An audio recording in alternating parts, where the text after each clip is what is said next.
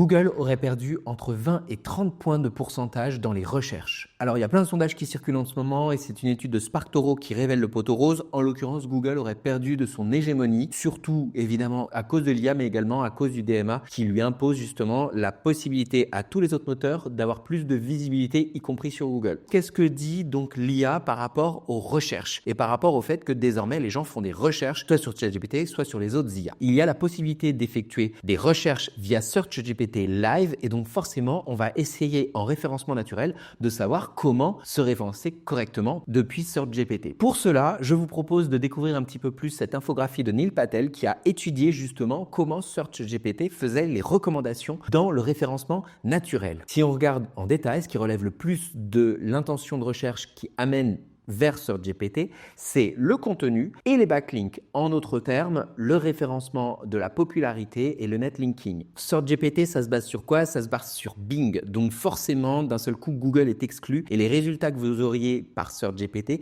ne vont pas être ceux de Bing. Bon alors évidemment, la recherche aujourd'hui, elle n'est pas majoritairement commerciale, elle est surtout informationnelle, mais quand même, il faut que vous preniez de l'avance. Et l'étude de partout, justement, pour étudier l'intention de recherche sur SearchGPT pour des recherches locales, elle se base soit sur des store locator à 64%, 22% sur des annuaires, très important le netlinking des annuaires, les forums, les comparateurs ainsi que les articles de presse, 9 et 5%, et évidemment par secteur une petite disparité qu'il conviendra d'étudier. Je vous invite pour cela à découvrir un petit peu plus le contenu que Partout met à disposition, mais également celui que les référenceurs tels que moi peuvent vous aider à faire pour vous permettre d'anticiper demain et de savoir comment bien apparaître sur SearchGPT puisque ça va être l'intention de requête qui va être celle qui sera demain sans doute la norme. Pas que d'ailleurs ChatGPT, puisque sans doute Perplexity, mais également d'autres IA tels que Grok ou même Gemini vous permettront d'apparaître tout en haut du classement des recherches, cette fois-ci faites par l'IA.